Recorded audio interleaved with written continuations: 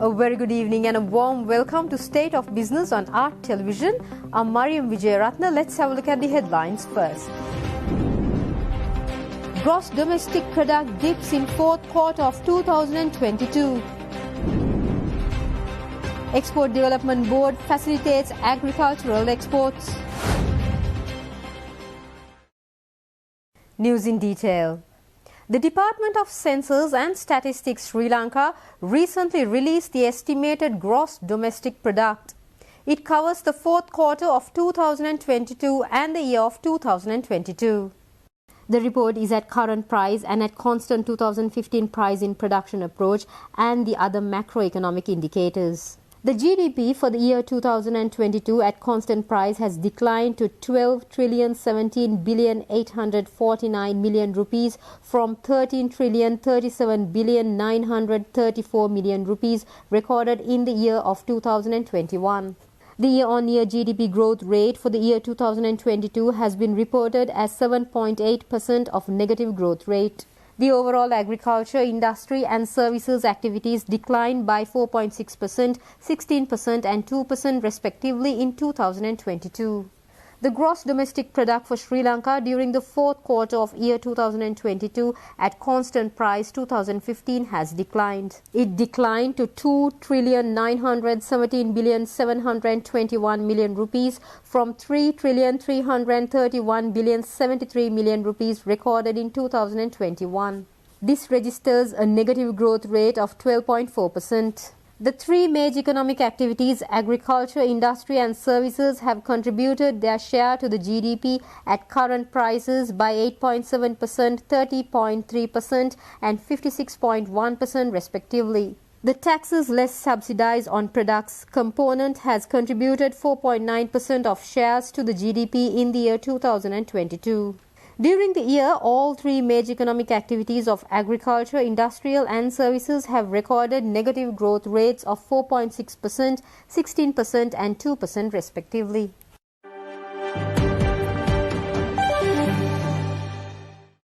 Sri Lanka's tea exports in February have enjoyed a massive rise in FOB rupee value from a year ago due to depreciation, whilst volume has been lower. This is according to Forbes and Walker Tea Brokers. Tea exports in February totaled 18.55 million kilos, down by 2.59 million kilos from a year ago. Main categories of bulk tea and packet tea have shown a decrease, whilst tea bags have recorded a marginal increase when compared to the corresponding month of 2022. The FOB value of 2,040.25 rupees per kilo in February was a significant increase of 1,077.98 rupees per kilo compared to 962.27 rupees per kilo in February 2022. The FOB value of $5.61 reflects a 82-cent increase from a year ago. January to February 2023 cumulative exports totaled 36.11 million kilos, down by 4.42 million kilos from the corresponding period of last year. Main categories of bulk tea and packet tea have shown a decrease, whilst tea bags have recorded a marginal increase when compared to the corresponding period of 2022.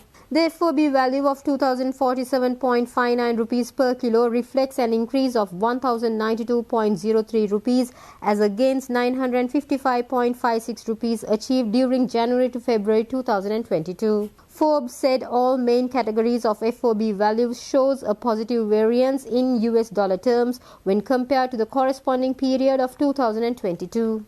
It said Turkey has emerged as number one major importer of Ceylon tea with an increase of 139% year-on-year in January to February 2023.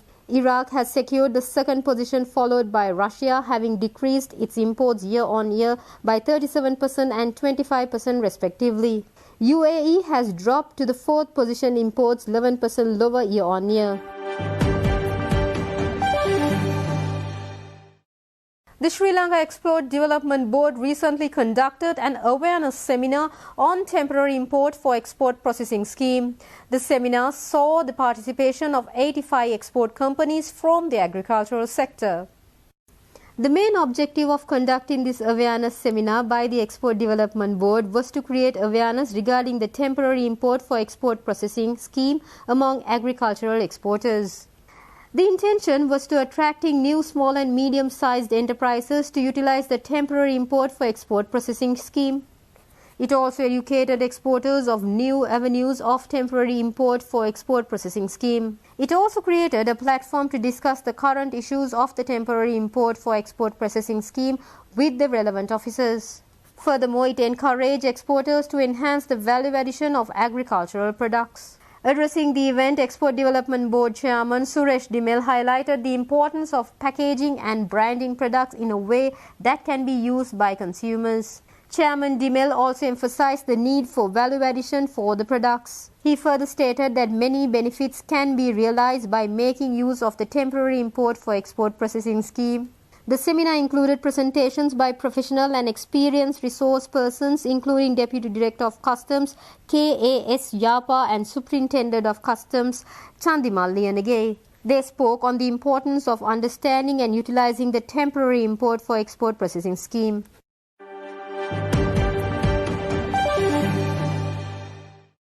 Stay tuned, we'll be right back after this short commercial break.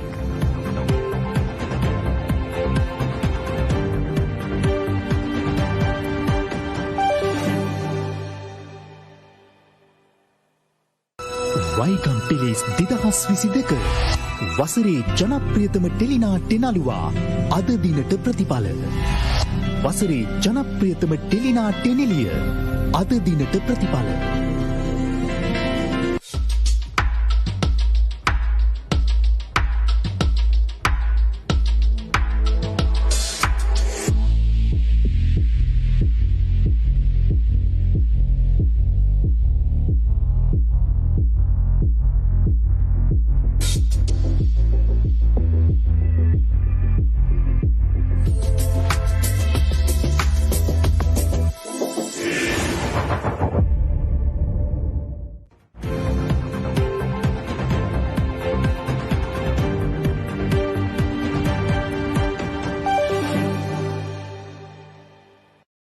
Welcome back after the break. The Ministry of Foreign Affairs recently conducted a brainstorming session on sustainable finance. The event was organized in collaboration with the Office of the Senior Advisor of the President on Climate Change, Ruwan Wijewardena, and Global Green Growth Institute. The brainstorming session was titled Sri Lanka Sustainable Finance Session Opportunity for the Thematic Bonds and Debt for Nature Swaps. Key decision makers of the relevant stakeholder ministries involved renewable energy investments participated in the discussion. This event was organized following a request made by Foreign Minister Ali Sabri during his recent meeting with the President of the Assembly and Chair of the Council of the Global Green Growth Institute, Ban Ki-moon. The event was held at the Ministry of Foreign Affairs, was inaugurated by the State Minister of Foreign Affairs, Taraka Balasuriya. Themes on green investment services, United Nations innovative financing, technical assistance, debt for nature swap, thematic bonds and its benefits were covered. The role of stakeholder ministries in the process was also covered. The interactive session enhanced awareness amongst key decision makers on the associated benefits and risk of assessing, mobilizing and operationalizing sustainable climate financing instruments in Sri Lanka. The respective roles and responsibilities of key ministries were also highlighted during the brainstorming session.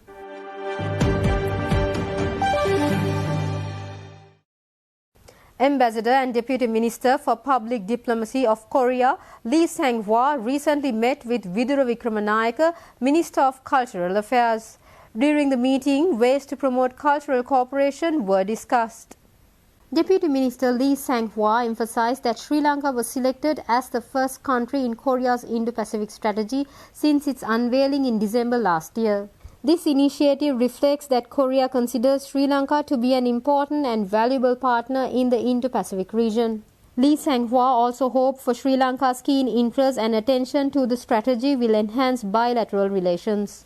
The Deputy Minister said that the governments can work to strengthen cultural cooperation and hopes that cultural and people-to-people exchanges will deepen.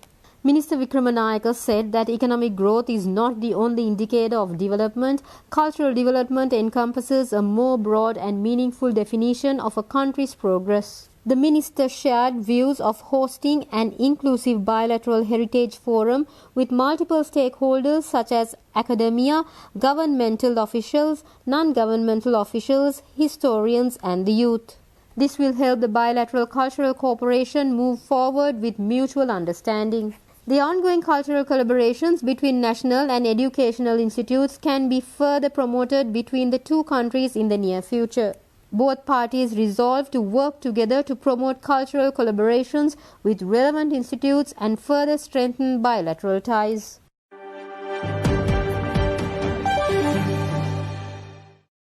The Parliament of Sri Lanka recently launched a parliamentary internship program. It was facilitated with the support of the National Democratic Institute and USAID. The parliamentary internship program aims to provide young professionals and students with practical experience in policy development and public service.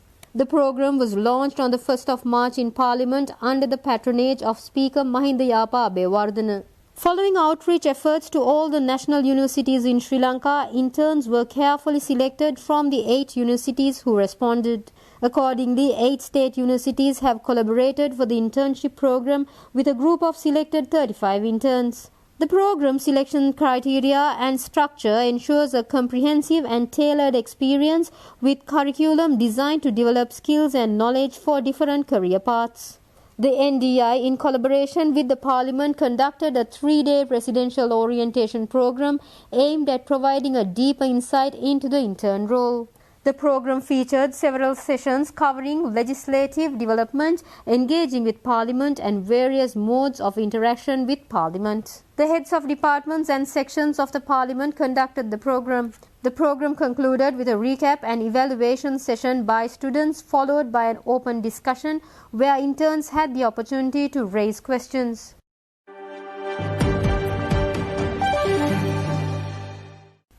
Stay tuned, we'll be right back with the stock updates.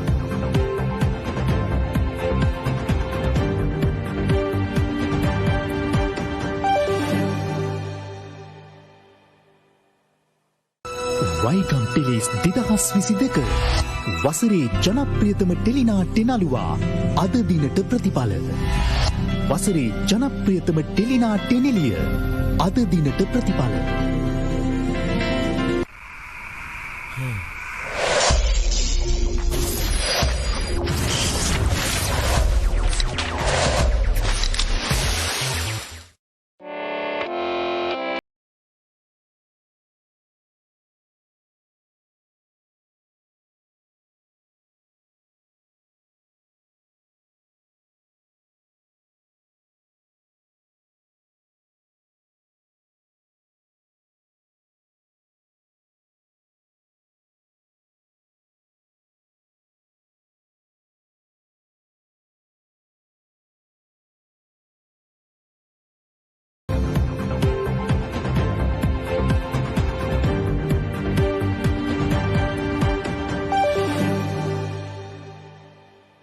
Welcome back after the break. Trading at Colombo Stock Exchange ended on a positive note today.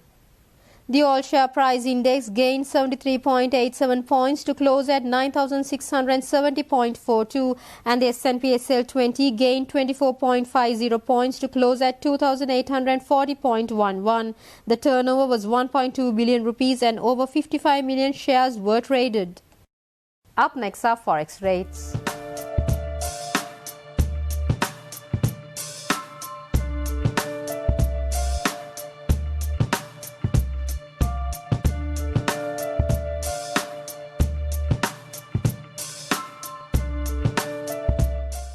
That's all we have for tonight. For this and more, subscribe to our channel on YouTube and follow us on Facebook. Have a great weekend. Good night.